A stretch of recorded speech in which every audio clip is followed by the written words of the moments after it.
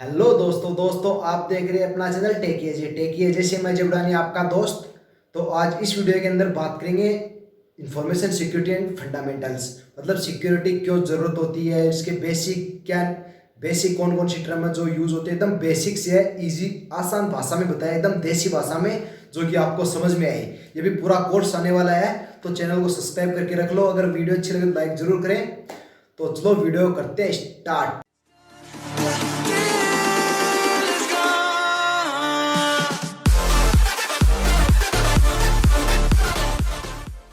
चलो दोस्तों, अब स्टार्ट करते हैं information security and fundamentals. Because fundamentals अगर आपके क्लियर हो गए तो आप इस हर एक टास्क को कर सकते हैं। बिकॉज इसके अंदर बेस अगर अच्छा है अपना, तो आगे फिर अपने खुद से भी कर सकते हैं, बिकॉज बेस इंपॉर्टेंट है। तो इस वीडियो में आज ये देखेंगे इन्फॉर्मेशन सिक्योरिटी एंड फंडामेंटल्स, एकदम बेसिक जो टर्म होती हैं, जैसे वायरसेस क्या होते हैं, स्नूफिंग क्या होती है, डीडोस अटैक्स क्या होते हैं, इस टाइप की बात करेंगे। तो लेट्स गेट स्टार्टेड। तो सबसे पहले है मॉड्यूल ऑब्जेक्टिव्स, क्या क्या डिस्कस करेंगे उसके बारे में। तो हम देखो इसमें डिस्कस करेंगे डिफाइन इंफॉर्मेशन सिक्योरिटी, इंफॉर्मेशन ये होती क्या है, सिक्योरिटी आखिर होती क्या है। फिर discuss various element information security, इसके अंदर कौन कौन से इंफॉर्मेशन की कौन कौन से एलिमेंट यूज़ होते हैं, मतलब कौन कौन सी टर्म यूज़ होती हैं। फिर learn about security fundamentals and usability triangle. तो एक ट्राइंगल है जिसको डिफाइन करते हैं हम, वो देखेंगे इसके अंदर। Discuss various information and security attacks, किस किस टाइप्स के अटैक होते हैं वो देखेंगे। इसके बाद discuss various information security threads category, इसके बाद कौन कौन सी कैटेगरीज होती हैं, जैसे वायरसेस हुई, सिस्टम अटैक हुआ इस टाइप से, डीडोस अटैक हुआ, क्लाउड अटैक इस टाइप से, उनको देखेंगे। उसके बाद types of attack on a system, एक सिस्टम पे कितने टाइप के अटैक हो सकते हैं, अलग अलग टाइप के अटैक्स होंगे। डिटेल में पूरी इस वीडियो में देखेंगे, आपको एकदम फंडामेंटल्स फुल क्लियर हो जाएगा इसको देखने के बाद। Learn about various trades in security, कौन कौन से अभी ट्रेंडिंग में चल रहे हैं, जैसे यूट्यूब पे भी काफ़ी ट्रेंडिंग में चलता है, कभी कुछ ट्रेंडिंग में आता है, उसी टाइप से अपनी सिक्योरिटी की फील्ड में भी कभी कुछ ट्रेंडिंग में रहता है, कोई सा अटैक ट्रेंडिंग में रहता है, कभी क्या होता है। अगर आप सिक्योरिटी के अंदर आए तो आपको एकदम अपडेट रहना होगा, बिकॉज हर कुछ दिन या महीनों के बाद एक नया ट्रेड आता है। हर ऐसे नहीं है कि जो अभी ट्रेड चल रहा है वही चलता रहेगा, आपके इसके अंदर अपडेट रहना पड़ेगा। इसके बाद understanding various information security and loss, इसके बाद गवर्नमेंट के कुछ लॉज होते हैं, उनकी डिस्कस करेंगे कि कैसे आप कर सकते हैं। तो ये अपने पूरा मॉड्यूल का ऑब्जेक्टिव रहने वाला आज। तो चलते हैं स्टार्ट। मॉड्यूल फ्लो, किस टाइप से अपना मॉड्यूल फ्लो होगा, मतलब किस किस, जैसे सबसे पहले इंफॉर्मेशन सिक्योरिटी की बात करेंगे, इसके बाद एलिमेंट ऑफ इंफॉर्मेशन सिक्योरिटी की, इसके बाद इंफॉर्मेशन सिक्योरिटी थ्रेड्स क्या होते हैं, types of attack on system, किस टाइप के अटैक्स होते हैं, उसके बाद कौन सी टेक्नोलॉजी कौन सी सिक्योरिटी ट्रेड कर रही है, उसके बाद इंफॉर्मेशन सिक्योरिटी लॉज, इनकी इस टाइप से अपना चलेगा। सबसे पहले इंफॉर्मेशन सिक्योरिटी। तो इंफॉर्मेशन सिक्योरिटी होता क्या है, तो information security is refer to secure the data और information and information system from an unauthorised use and misuse and disturbance. मतलब कि अगर आपका कोई भी एक सिस्टम है, उसके अंदर आप कोई काम कर रहे हो, तो उसके अंदर कोई अनऑथराइज्ड यूज़र, मतलब जिसको एक्सेस ना हो वो ना घुस पाए। उसके बाद अनऑथराइज्ड यूज़, उसका गलत इस्तेमाल ना कर पाए, मिस यूज़, गलत रूप से यूज़ ना कर पाए, जैसे कि डीडोस अटैक करता है तो साइट। चलो इसकी पूरी आगे बात करेंगे। अगर अभी कुछ कर दिया तो आपको फिर वो फ्लो हो जाएगा, मज़ा नहीं आएगा। तो ये है इंफॉर्मेशन सिक्योरिटी। इसके अंदर अगर कोई अनऑथराइज्ड यूज़र एक्सेस पा रहा है तो उसको रोकते हैं हम। तो ये बेसिक है। धीरे धीरे हम, अभी थोड़ी थ्योरी है तो थोड़ा बोरिंग हो सकता है, बिकॉज थ्योरी के अंदर ऐसा ही होता है, बट जब प्रैक्टिकल भी देखेंगे इसके अंदर जो प्रैक्टिकल इस मॉड्यूल के अंदर वो भी देखेंगे इस वीडियो के एंड में। इसके बाद if play virtual role to protect the internet और individual who depend on the information और डाटा। अब जैसे कोई भी एक सिक्योरिटी गार्ड है, सिक्योरिटी गार्ड ये, बट ये वर्चुअल सिक्योरिटी गार्ड है। जैसे आप कोई बैंकिंग में जाते हो तो वहाँ पे एक सिक्योरिटी गार्ड होता है जो कि आपको अनऑथराइज्ड यूज़र है तो उसको रोकता है। उसी टाइप से हम हैकर क्या करता है, एक साइबर सिक्योरिटी स्पेशलिस्ट या जो सिक्योरिटी वाला, वो क्या करेगा, एक वर्चुअल रोल निभाता है। यहाँ पे कोई भी अनवांटेड या अनऑथराइज्ड यूज़र आ रहा है पर्टिकुलर उस क्लाइंट के पास, क्लाइंट मतलब कि जो कि उसका यूज़र है, वो अगर अनऑथराइज्ड एक्सेस है, अनऑथराइज्ड यूज़ या मिसयूज़ कर रहा है उसका, तो उसको यहाँ पे रिस्ट्रिक्ट करेगा। ये उसका वर्चुअल रोल है। जैसे गार्ड का, सेम गार्ड की तरह समझ लो, गार्ड फिजिकल रूप में होता है बट ये वर्चुअल रूप में होता है। ये वैसे कुछ नहीं होता, ये only for just an imagination, आपको अच्छा फील हो पाए इसलिए बता रहा हूँ। जैसे गार्ड होता है, गार्ड अगर आप उसको बैंक में जाना है तो बैंक में आप वो तभी जा पाओगे जब आपका बैंक से रिलेटेड कोई काम होगा। ऐसे तो है नहीं कि आप सब्जी लेने बैंक में जाओगे, उसी टाइप से है। अगर यहाँ पे आपको कोई उस पर्टिकुलर जैसे एक साइट है, उस साइट से अगर काम है तो आप उसको जा सकते हो, या फिर कोई सिक्योर डाटा है या कोई सिक्योर फोल्डर है उसको आप अगर एक्सेस करना चाह रहे हो तो वहाँ पे आपको रिस्ट्रिक्ट करेगा। तो इस टाइप से प्रोटेक्ट करता है आपकी इन्फॉर्मेशन, आपके डाटा या आपके एसेट्स को प्रोटेक्ट करता है एक साइबर सिक्योरिटी स्पेशलिस्ट। अब गोल क्या होता है? अब गोल होता है information security protect to confidential integrity and the availability of information. मतलब जो आपका कॉन्फिडेंशियल डाटा है, इंटीग्रिटी, वो आपकी फाइल या और भी कोई डाटा है, एसेट्स हैं, उनको सिक्योर रखने का। अवेलेबिलिटी मीन्स अगर आपका कोई एक साइट है, आपकी एक साइट है, उस साइट को अभी किसी ने अटैक कर दिया, उस पर डिडोस अटैक कर दिया है, मतलब अनवांटेड रिक्वेस्ट भेज रहा है, तो क्या करेगा? साइट की भी एक फिक्स लिमिट होती है, उस लिमिट के बाद वो साइट क्रैश डाउन कर देगी। तो इससे क्या होगा, जो आपका पर्टिकुलर जो साइट का है जिसको यूज़ करनी, जैसे मेरे को भी यूज़ करनी, तो मैं उसको यूज़ नहीं कर पाऊंगा। और जो अनऑथराइज्ड यहाँ पे मिस यूज़, मतलब जो और यूज़र है वो उसको फालतू में उस पर रिक्वेस्ट भेज भेज के उसको सर्वर का लोड ज़्यादा दे देगा, तो सर्वर क्रैश हो जाएगा। उसकी वजह से जो यूज़ कर रहा है वो तो कर नहीं पाएगा, जो और दूसरा है मिस यूज़ करने वाला वो उसका यूज़ कर लेगा। तो यहाँ पे साइबर सिक्योरिटी या एक सिक्योरिटी एनालाइज यहाँ पे उसको प्रोटेक्ट करता है। तो ये रोल होता है इन्फॉर्मेशन सिक्योरिटी, ये बेसिक एकदम। अब बात करते हैं आगे, नीड फॉर सिक्योरिटी की ज़रूरत क्यों पड़ी? अब देखो, सबसे पहले बात करते हैं evolution of technology, focus on easy to use. मतलब जैसे दिनों दिन आप देख रहे हो टेक्नोलॉजी कितनी इन्हांस हो रही है, उसी के साथ साथ ईजी टू यूज़ हो रही है। जैसे पहले के विंडोज़ आते थे सिस्टम, वो उनको बहुत कम लोग यूज़ कर पाते, बिकॉज वो कमांड लाइन बेस होते थे। आजकल GUIs आ गई हैं, इसकी वजह से काफ़ी वो ईजी हो गया है यूज़ करना, ठीक है। तो अगर ईजी हो गया है तो इसी के साथ साथ इवोल्यूशन टेक्नोलॉजी अगर ईजी हो गया तो इसी के साथ जो सिक्योरिटी वो भी काफ़ी ज़्यादा प्रॉब्लम है, क्योंकि जितने ज़्यादा लोग होंगे उतनी ज़्यादा डाटा, उतनी ज़्यादा इन्फॉर्मेशन, तो उतनी ज़्यादा हैकर्स की रेट बढ़ जाएगी। उसी टाइप से decreasing skill level need for exploit. अब ये काफ़ी इंपॉर्टेंट टर्म है, आजकल अटैक करना काफ़ी आम हो गया। अगर आप यूट्यूब पे भी देखोगे तो आपको कितनी सारी वीडियोज़ मिल जाएंगी, how to hack this, how to hack this, और वो काफ़ी हद तक सही भी होता है। बट वो करते क्या है, स्क्रिप्ट किडीज बोल सकते हैं उनको। वो क्या करते हैं, नॉर्मल एक्सप्लॉइट जैसे काफ़ी टूल्स आते हैं अपने पास, कालीनेक्स के अंदर भी काफ़ी टूल्स हैं, 600 प्लस से ज़्यादा अटैकिंग टूल्स हैं। अब ऑलरेडी टूल डिफाइन है, तो टूल को यूज़ करने के लिए कोई ज़्यादा स्किल नहीं चाहिए, एक्सप्लॉइट ऑलरेडी डिफाइन है, टूल को डायरेक्ट यूज़ करो, अटैक कर दो। तो इस जो स्किल लेवल है वो काफ़ी ज़्यादा डिक्रीज़ हो गया। मतलब एक नॉर्मल बंदा भी अटैक कर सकता है, थोड़ा बहुत उस टूल को समझ के वो एक्सप्लॉइट बना के एक सिस्टम को अटैक कर सकता है। इसके बाद increasing network environment and the network based application. अब ये भी इंपॉर्टेंट है, इंक्रीज्ड। अब जितना ज़्यादा नेटवर्क बढ़ रहा है, आप देख रहे हो हर प्रतिदिन कितना ज़्यादा नेटवर्क बढ़ रहा है। नेटवर्क बढ़ेगा तो कॉम्प्लेक्सिटी बढ़ेगी तो यूज़र यूज़ करने वाले बढ़ेंगे, उतने ही ज़्यादा, जितने ज़्यादा यूज़र होंगे कॉम्प्लेक्स, जितना ज़्यादा एनवायरनमेंट इंक्रीज़ होगा, उसी के साथ साथ इस टाइप की एक्टिविटीज़ भी इंक्रीज़ होंगी। इसके बाद direct impact security breach and the corrupted assets based on the goodwill. अब यहाँ पे एक देखो, डायरेक्टली इम्पैक्ट करता है आपकी सिक्योरिटी ब्रीच अगर होता है तो सिक्योरिटी ब्रीच या तो आपके एसेट्स या आपका जो इन्फॉर्मेशन है उसको करप्ट कर देता है या फिर लीक कर देता है। तो आपकी जो गुडविल, आपकी जो इमेज है वो पूरी डूब जाती है। बिकॉज आज के टाइम पे डाटा सबसे इंपॉर्टेंट है। कोई भी कंपनी अगर कुछ भी स्टार्ट होता है तो वो सबसे पहले डाटा, क्या डाटा है, मतलब हर चीज़ पे डाटा चाहिए। इसके बाद increase complexity of computer interface and administrator and management. ये भी एक इंपॉर्टेंट है। जिस टाइप से अभी एडमिनिस्ट्रेटर की जो पावर है वो काफ़ी कॉम्प्लेक्स्ड है, बिकॉज आप विंडोज़ यूज़ करते हो, विंडोज़ के किस टाइप से यूज़ करते हो, नॉर्मल यूज़ करते होगे, एडमिनिस्ट्रेटर का आपको इतना यूज़ नहीं कर पाते होगे। नॉर्मल यूज़र को तो एडमिनिस्ट्रेटर की पता भी नहीं होगा। तो यही है, इंक्रीज़ हो रहा है, बट इसकी कॉम्प्लेक्सिटी भी काफ़ी ज़्यादा इंक्रीज़ हो गई है। नॉर्मल यूज़र बस जस्ट लाइक एंड थोड़ा बहुत काम करते हैं, इसके अंदर हो गया, ठीक है। उसके बाद बात करते हैं एलिमेंट ऑफ इंफॉर्मेशन सिक्योरिटी। कौन कौन से एलिमेंट इंफॉर्मेशन सिक्योरिटी के अंदर आते हैं? तो इसके अंदर अपना पहला है कॉन्फिडेंशियलिटी। कॉन्फिडेंशियलिटी क्या होता है, देखो, assure that the information is accessible only for authorised have to access. मतलब इस एक ऐसी इंफॉर्मेशन या ऐसा कोई फोल्डर जिसको ओनली फॉर वही बंदा एक्सेस कर पाए, दूसरा ना कर पाए। चलो बैंक के एग्जांपल से इसको भी देखते हैं। जैसे कि आपको कोई बैंक में मैनेजर है, ठीक है, अब कोई बैंक में मैनेजर है तो जो बैंक का गार्ड है वो मैनेजर की जगह जाके नहीं बैठ सकता, मैनेजर की जो मैनेजर को जो परमिशन है उनको यूज़ नहीं कर सकता। उसी टाइप से ये अपना ये काम करता है, ये उसको ऑथराइज्ड यहाँ पे ऑथराइज्ड करता है कि ये बंदा वैलिड है या नहीं है। इसके बाद इंटीग्रिटी।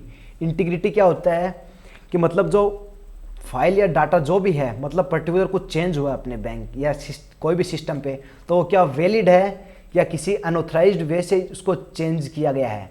मतलब आपके कोई फाइल भेजी या कोई फाइल आपकी, आप कोई बड़े ऑर्गेनाइजेशन में काम कर रहे हो, ठीक है, उसके अंदर आपको किसी ने सोर्स कोड भेजा।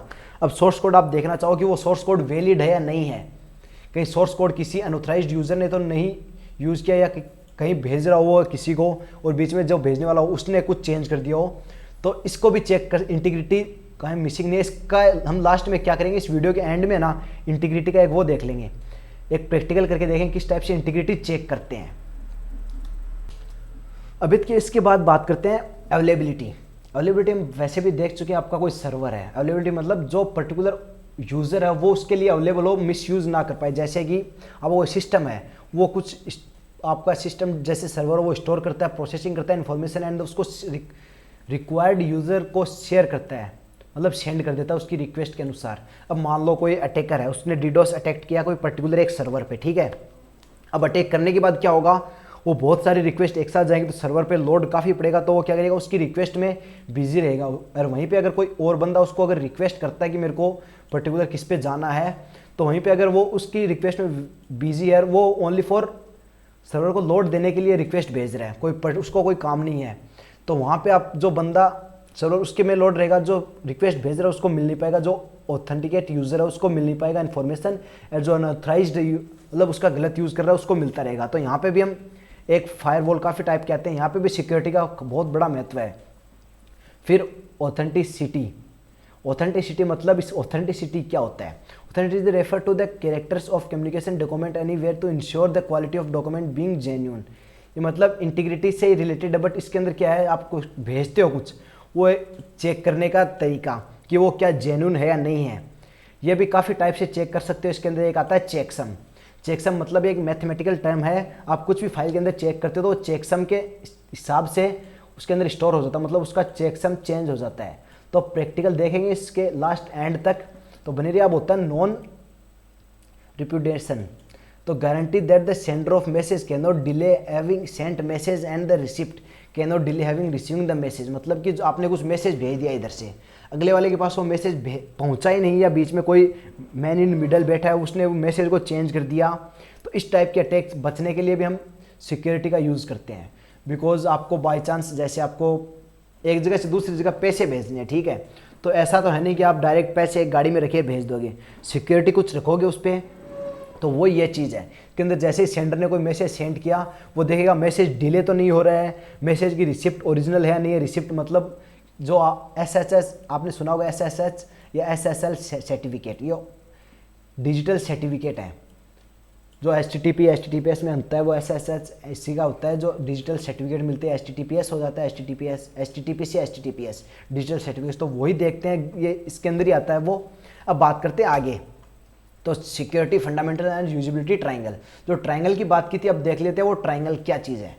आपका देख लो, कोई भी एक security level of security of any system can define by the strategy of 3 components. अब कोई भी आपका सिस्टम वो 3 कंपोनेंट्स पे डिपेंड करता है। जैसे कि आपको ये देख लो, इसके बाद मूविंग द बॉल टुवार्ड्स, इस टाइप से वो आपकी जो ये इस टाइप से वर्क करेगा, ठीक है। सबसे पहले आपका एक फंक्शनलिटी होगी, फंक्शनलिटी मतलब कोई प्रोग्राम होगा, ठीक है, उसके अंदर कोई भी फंक्शन हो सकता है, बैंकिंग से रिलेटेड हो सकता है, कोई और भी स्टोरेज, फेसबुक ले लो, उसका भी एक वो एक प्रोग्राम फंक्शनलिटी है उसकी एक, ठीक है। वो आपको एक फंक्शन प्रोवाइड कर रहा है कि पर्टिकुलर वो फंक्शन आप यूज़ कर सकते हो। यूज़ करने के बाद फिर आपको यूजिबिलिटी, कि उसको आप यूजिबिलिटी किस टाइप से आप यूज़ कर सकते हो, जैसे CMD टाइप से यूज़ कर सकते हो, GUI बेस्ड यूज़ कर सकते हो, अलग अलग टाइप से यूज़ कर सकते हो, वो इसकी यूजिबिलिटी होगी। मतलब एक फंक्शन देगा, उसको आप यूज़ कैसे कर सकते हो उस फंक्शन को, फिर पर्टिकुलर उस फंक्शन पे एक रिस्ट्रिक्शन भी होगा। मतलब आप जैसे एक फेसबुक साइट पे आप जाते हो, ठीक है, तो ऐसा नहीं है कि मेरी जो फेसबुक अकाउंट है वो आप एक्सेस कर पाओ, तो रिस्ट्रिक्शन भी है एक कि किस टाइप से कौन कौन उसको यूज़ कर पाएगा। तो ये 3 कंपोनेंट है, फिर वापस यही साइकिल चलता रहेगा। तो इस टाइप से अपना साइकिल चलता है, ठीक है। ये आशा करता हूँ ये आपको समझ में आ गया होगा। वीडियो कैसी लग रही है नीचे कमेंट करके बता सकते हो। अभी एक कंप्लीट सीरीज़ आने वाली है, अभी इसके अंदर लगभग काफ़ी कुछ है, अब काफ़ी लंबा चलने वाला है कोर्स। तो ये जो प्ले लिस्ट है इसको अभी बुक मार्क कर लो। बात करें सिक्योरिटी चैलेंजेस, क्या क्या चैलेंजेस आते हैं सिक्योरिटी के अंदर, तो इसके अंदर पहला तो आता है government and law and regulation. Particular कोई भी अगर रूल्स तो सबके लिए लागू होते, चाहे वो हैकर हो या कोई भी हो, अगर रूल आप फॉलो नहीं करते हो तो आप इलीगल काम कर रहे हो। अब हैकिंग काफ़ी लोग समझते हैं कि हैकिंग इलीगल है, बट हैकिंग इलीगल नहीं है। इलीगल कब होती है? जब आप विदाउट रूल्स को अगर ब्रेक करते हो तो तब वो इलीगल होती है, ठीक है। फिर evolution of technology, focus on easy to use. अब अभी क्या हो रहा है, जो टेक्नोलॉजी काफ़ी ज़्यादा ईजी हो गई, काफ़ी ज़्यादा, तो इसकी वजह से जितनी ज़्यादा ईजी होगी उतना ही सिक्योरिटी ब्रीच होने के चांसेस बढ़ जाते हैं। उसके बाद increasing number of network based application.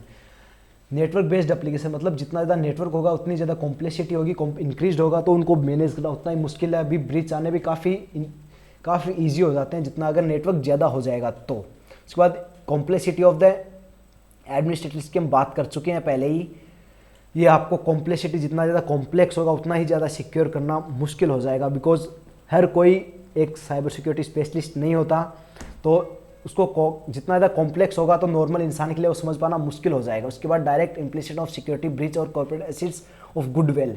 अब क्या करते हैं, सिक्योरिटी ब्रीच डायरेक्ट कोई ब्रांच मतलब ऑर्गेनाइजेशन उस पर डायरेक्ट अटैक करते हैं तो उसकी गुडविल इमेज खराब हो जाती है, डायरेक्ट इंपैक्ट करता है उसके सिक्योरिटी ब्रीच, करप्टेड होते हैं, एसिड्स खो देते हैं, उसकी इन्फॉर्मेशन से लेते हैं। उसके बाद it is difficult to centralise security, is disturbance complete environment. अब एक centralised security, centralise means particular एक centralised in distribution computing environment, मतलब एक सेंट्रलाइज जैसे सर्वर होता है अपना सेंट्रलाइज सर्वर, उसी टाइप से। अब इसके अंदर ये बहुत ज़्यादा डिफिकल्ट है, बिकॉज अगर सिक्योरिटी को मैनेज करना बहुत सारे हर डेली टू डेली कितने सारे लोग हैं, कितनी सारी टेक्नोलॉजीज़ हैं, उनको यूज़ करते हुए कैसे भी अटैक परफॉर्म हो सकता है, तो सबको समझ पाना काफ़ी ज़्यादा मुश्किल है। तो ये उसके बाद आगे चलते हैं, अब आते हैं इंफॉर्मेशन सिक्योरिटी अटैक्स। अब कौन कौन से अटैक्स होते हैं, तो हमारे पास बेसिकली होता है cloud computing threads. Cloud computing जो होता है वो क्लाउड कंप्यूटिंग आप जानते हो कि सारा सबको अलग एक पर्टिकुलर सिस्टम मिलता है, क्लाउड होता है। मतलब क्लाउड आपके ऐसे समझ लो एक स्टोरेज है। ये क्लाउड वैसे नहीं कि बादलों में कुछ स्टोर हो रहा है, वैसा कुछ नहीं है। क्लाउड स्टोरेज आपकी काफ़ी फास्ट स्टोरेज है। ये क्या करती है, जितनी आपको डिमांड होती है ना, जैसे आपने सुना होगा अमेजोन AWS, तो वो क्या है, वो एक क्लाउड होस्टिंग है। उसके अंदर जितना अगर आपकी वेबसाइट है जितना ज़्यादा उस पर ट्रैफिक आएगा ना, तो उस हिसाब से लोड मैनेज कर लेगी, आपका सर्वर लो नहीं होगा। और अगर नॉर्मल अपना सर्वर हो तो उस पर क्या होगा, उस पर्टिकुलर एक फिक्स सर्वर के लोड होगा, उतना ही वो लोड ले पाएगा, उससे ज़्यादा आएगा तो सर्वर क्रैश हो जाएगा। बट क्लाउड कंप्यूटिंग में ऐसा कुछ नहीं है, तो इसमें कुछ सिक्योरिटी के रिलेटेड भी काफ़ी प्रॉब्लम आएगी। देखो, cloud computing is the on demand delivery IT, it's where the sensitive data of organisation client is stored. मतलब इसके अंदर आप डाटा अपना स्टोर कर सकते हो, कोई भी एप्लीकेशन बनाते हो आप, तो उसके लिए आपको एक डाटाबेस या सर्वर चाहिए ही चाहिए, बिकॉज उसका आपको डाटा स्टोर करना ही है। आजकल तो अगर नॉर्मल एप्लीकेशन लेते हो तो उसके अंदर भी आपको लॉगिन इस टाइप के मिल जाएंगे, तो उनका डाटा कहीं तो स्टोर होगा वापस ऑथेंटिकेट करने के लिए।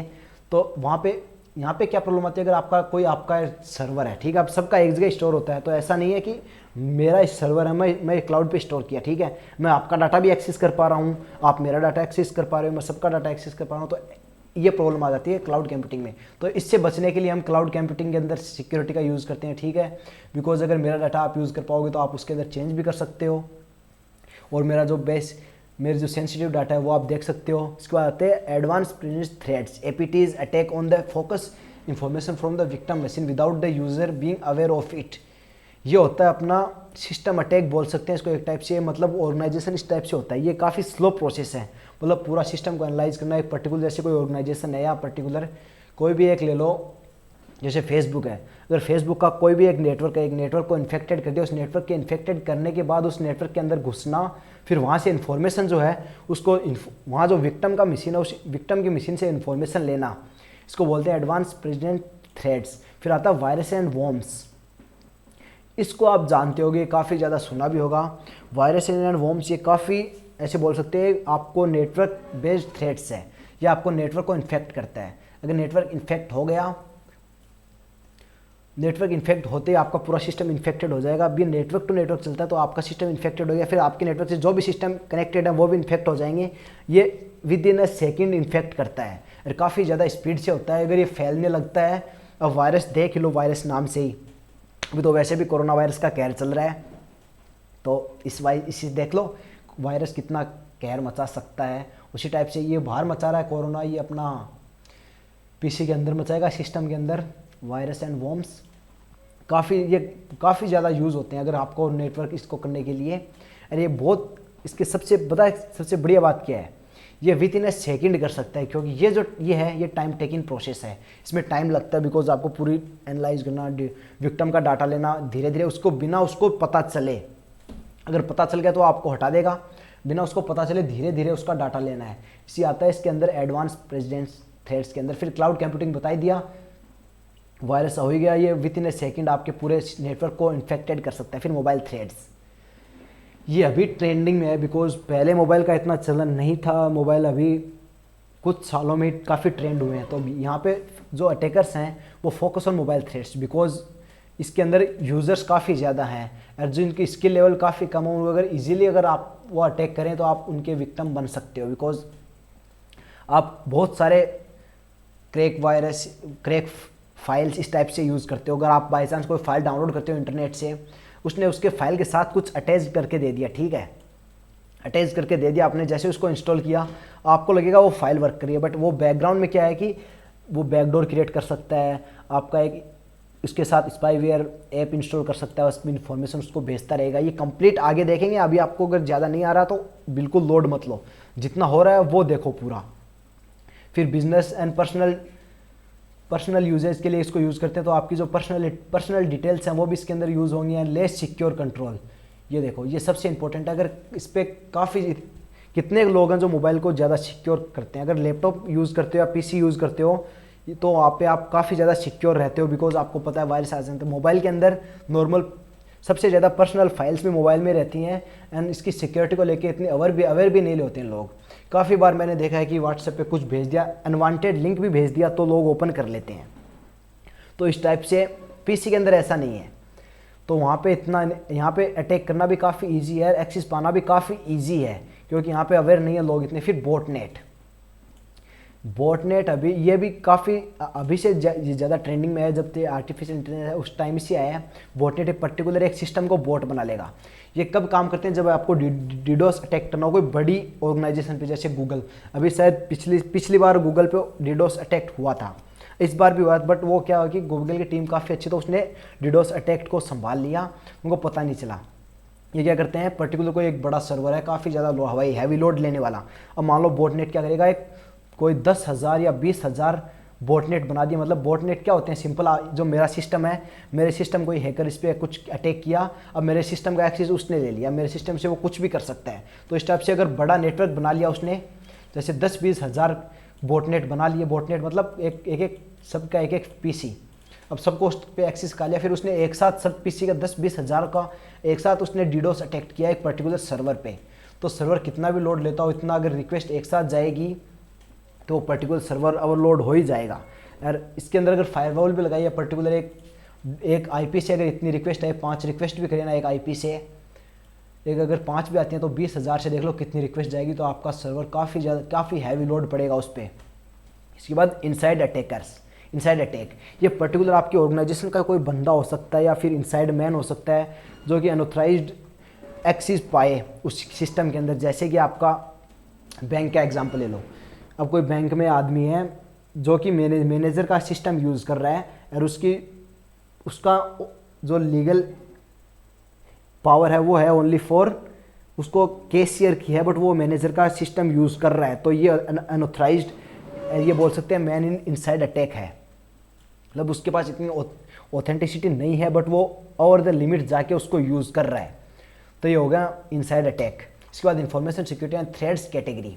अब इनको अंदर किन किन कैटेगरीज के अंदर बांटा है, तो देखो हमारे पास कैटेगरीज होती हैं। नेटवर्क थ्रेड्स, आपका जो नेटवर्क उस पर थ्रेड्स हो सकता है। फिर होस्ट थ्रेड्स, मतलब आपका ये सर्वर बेस्ड होता है एप्लीकेशन थ्रेड्स, ये आपकी एप्लीकेशन हुई, जैसे व्हाट्सएप हुआ, फेसबुक हुआ, इंस्टा हुआ, ये आपकी एप्लीकेशन बेस्ड थ्रेड्स। अब इनके अंदर नेटवर्क थ्रेड्स के अंदर क्या क्या हो सकता है, इन्फॉर्मेशन गैदरिंग हो सकती है, स्निफिंग हो सकता है, मतलब आपकी कोई कुछ भेज रहे हो वो आपको नेटवर्क का रीड करता हो, इन्फॉर्मेशन गैदरिंग कर सकता है, आपकी स्नूफिंग कर सकता है, session hijack, man in middle कर सकता है, मतलब मिडल में कोई देख रहा हो, डीएनएस अटैक कर सकता है, पासवर्ड बेस्ड अटैक्स कर सकता है, डिनाइल अटैक कर सकता है, मतलब डीडोएस, जो कि पर्टिकुलर एक विक्टिम को बना ले, उस पर अटैक करें, अनवांटेड रिक्वेस्ट भेजे, फायरवॉल एंड आईडीएस अटैक कर सकता है। इसके बाद आता है होस्ट थ्रेड्स।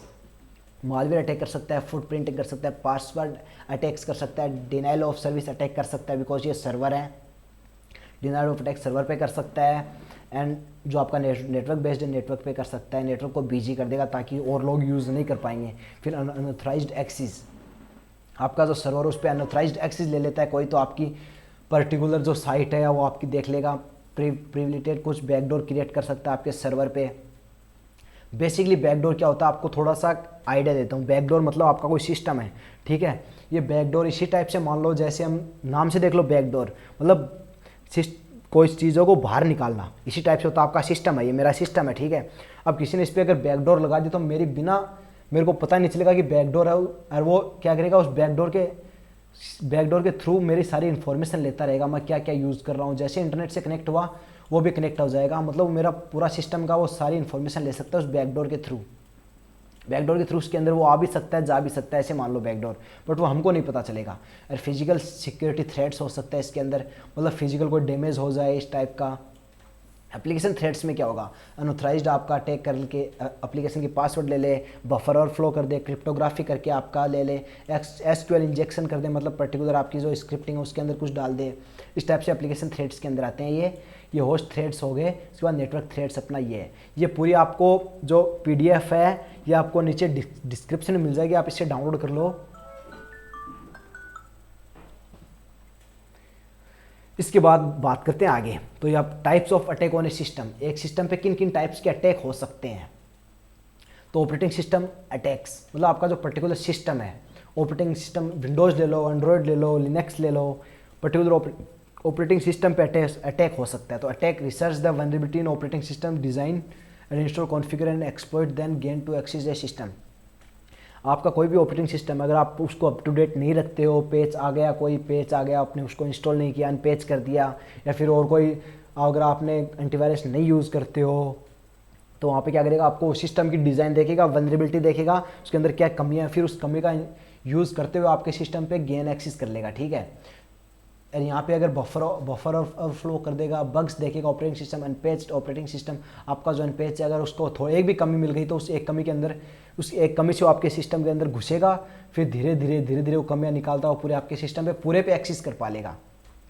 मिसकॉन्फिगर अटैक, ये क्या होता है। Misconfigure is vulnerability attack web servers, application platform और डाटाबेस नेटवर्क और frameworks that result is illegal access और possible owning of a system. मतलब आपका जो सर्वर है, सर्वर के साथ कॉन्फ़िगर चेंज करना, जैसे कि सर्वर के अंदर क्रॉस स्क्रिप्टिंग करके कुछ चेंज कर दिया, सर्वर का डाटाबेस है उसको करप्ट कर दिया, इस टाइप के नेटवर्क को अगर डैमेज कर दिया, नेटवर्क को बिजी कर दिया, फ्रेमवर्क के साथ कुछ छेड़छाड़ कर दी, इलीगल एक्सेस कर लिया सर्वर पे, तो ये मिसकॉन्फिगर अटैक्स मतलब बेसिकली सर्वर से रिलेटेड होगा, मतलब आपका डाटा इस टाइप से। ऑपरेटिंग सिस्टम ये आपका मतलब जैसे आपका ऑपरेटिंग सिस्टम है उसके रिलेटेड होगा।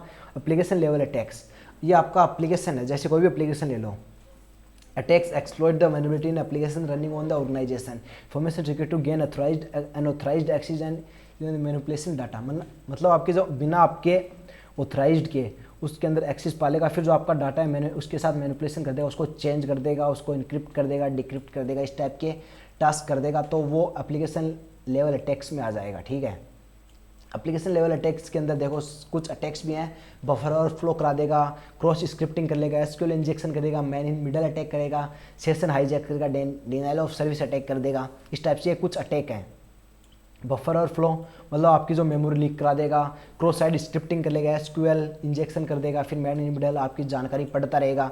ये मैन इन मिडल HTTP अगर कोई साइट यूज़ कर रहे हो उसके अंदर होता है। HTTPS के अंदर एक SSL सर्टिफिकेट आ जाता है, डिजिटल वेरिफिकेशन, तो आपका जितना भी पासवर्ड जितने भी इन्फॉर्मेशन है वो इनक्रिप्ट होके सर्वर पे जाएगी। बट वहीं पे HTTP अगर आपका कनेक्शन है तो HTTP के अंदर विदाउट इनक्रिप्शन वो डायरेक्ट आपके यूज़र पासवर्ड वैसे ही जाएंगे, तो वहाँ पे मैन इन मिडल अटैक हो सकता है। अब श्रिंक वार कोड अटैक, अब ये क्या होता है, ये आपके कॉन्फ़िगर आपका जो कोड है, ठीक है, आप उस कोड के साथ ही कोई छेड़छाड़ कर दे। मान लो आप इंटरनेट से कुछ डाउनलोड कर रहे हो, आपको फिल्मों और कोई वीडियो एडिटिंग सॉफ्टवेयर चाहिए, ठीक है, आप नेट से कुछ डाउनलोड किया तो वो क्या करेगा, वीडियो एडिटिंग सॉफ्टवेयर तो आपको डाउनलोड करके देगा, प्लस उसी के साथ एक कोड और एक वायरस या कुछ भी आपको उसके साथ स्पाईवेयर एक अटैच करके दे देगा, मतलब कोड के अंदर ही मिक्स करके दे देगा वो, तो वो आपकी बैकडोर या कुछ भी क्रिएट कर सकता है। इसीलिए बोलते हैं कि आप कोई भी कहीं से भी इंटरनेट से डाउनलोड करते हो तो ऑफिशियली उसको देखो कि ओरिजिनल है या नहीं है। अब वो कैसे देखेंगे, वो इस वीडियो के एंड में आपको पता चल जाएगा, बिकॉज अभी एक प्रैक्टिकल भी करेंगे कि कैसे किसी चीज़ का देखेंगे कि ये ओरिजिनल है या नहीं है। ये टाइप ऑफ अटैक हो गए ऑन सिस्टम। अब बात करते हैं आगे। अब ट्रेड्स इन सिक्योरिटी, मतलब क्या ट्रेंडिंग में चल रहा है सिक्योरिटी के। जब मैंने पीपीटी बनाया उस टाइम का है, अभी शायद चेंज हो गया होगा। सोर्स कोड लीक, ठीक है, मतलब source code particular source code ही लीक कर दिया, फिर सोर्स कोड के अंदर कुछ चेंज करके उसको मैं SMS के थ्रू फॉरवर्ड कर दिया, फिर को कोड जैसे चेंज किया फिर उसको फॉरवर्ड करते रहिए। इससे देख लो, ये अपने काफ़ी बार देखा होगा आपके अमेज़ोन के हुए, फ्लिपकार्ट के हुए, ये आप जैसे रजिस्ट्रेशन करते हैं आपको 20,000 का फ़ोन मिलता है 500 रुपये में। कंडीशन क्या होती है, आपको इसको शेयर करना है, ठीक है। अब शेयर करने से उसका क्या फ़ायदा, वो पर्टिकुलर जो साइट है अमेज़ोन की उसके साथ उसका जो कोड है उसको चेंज करके उसके अंदर कुछ डाल दिया, फिर उसको शेयर करा रहा है इन्फॉर्मेशन उसके पास स्टोर होती जा रही है। फिर ओल्ड स्कूल मालवेयर टेक्निक, मतलब जो पुरानी टेक्निक है उनको यूज़ करके फिर account take over move in victim device, फिर जो अकाउंट है उसको टेक ओवर करना। उसके बाद 64 बिट मालवेयर्स इंक्रीज्ड। आपका 64 बिट मतलब जो पहले जो सिस्टम आते थे वो 32 बिट्स पे आते थे, ठीक है। जैसे 64 आए तो लगभग लोगों ने स्विच कर लिया। अभी मोस्टली आपको 64 बिट ऑपरेटिंग सिस्टम देखने को मिलेंगे। तो जो हैकर या वो क्या करेंगे, 64 बिट के अंदर उसने चेंज कर लिया, बिकॉज 32 बिट काफ़ी कम हो गए, तो उसकी डिमांड भी कम हो गई। तो उसी की वजह से आप अभी सब ने 64 बिट्स वाले हो गए, because attacks on crypted and personal data is cloud increased. आपका पर्सनल डाटा भी क्लाउड पे ज़्यादा स्टोर होने लगा अभी, तो आपके डाटा से मैन क्लाउड पे जा रहे हैं हैकर्स या इस टाइप के। इसके बाद malware research evidence become more powerful, ठीक है। अब मालवेयर रिसर्च मतलब जो मालवेयर रिसर्च करते हैं, जो एंटीवायरस वो हैं, वो रिसर्च करते हैं किस टाइप से आपका ये वर्क कर रहा है। मतलब पर्टिकुलर कोई नया वायरस है, आप देखते हो कि एंटीवायरस का है ना, हर 2 दिन 3 दिन या 10 दिन के अंदर एक अपडेट आता है। तो क्यों आता है, बिकॉज एंटीवायरस वाले क्या करते हैं, मालवेयर को रिसर्च करते रहते हैं, कौन सा नया मालवेयर आया है मार्केट में, उस हिसाब से अपने एंटीवायरस को अपडेट करते हैं। अगर आप अपडेटेड एंटीवायरस नहीं रखते हो तो फालतू में उसको रख रहे हो, आप उसको हटा दो, आप सिस्टम फालतू में ले रहा है वो रिसोर्सेज, या तो उसको अपडेटेड रखें तो सही रहेगा। उसके बाद exploit kit continue to primary threads for Windows. काफ़ी सारी एक्सप्लॉइट किट्स हैं, वो चल रही हैं, अभी भी उन पर वर्क चल रहा है। इसके बाद ट्रेड्स इन सिक्योरिटी, इसके बाद attacks increase in lower expensive and competitive organisation by the professional social network. अब हैकर सोशल नेटवर्क को काफ़ी ज़्यादा यूज़ करते हैं।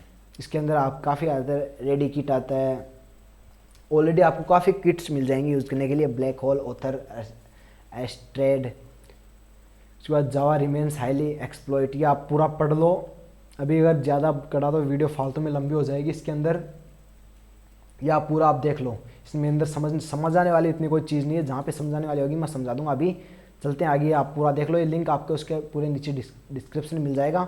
और पर्सनल फिर कोई अगर प्रॉब्लम हो तो मेरे को पर्टिकुलर मैसेज कर सकते हो मेरे इंस्टाग्राम पे, उसका भी आपको नीचे मिल जाएगा। ऑफिशियल चैनल भी ज्वाइन कर लो, टेलीग्राम अपना चैनल का ही है, उसको भी ज्वाइन कर सकते हो। अब बात करते हैं मॉडल समरी।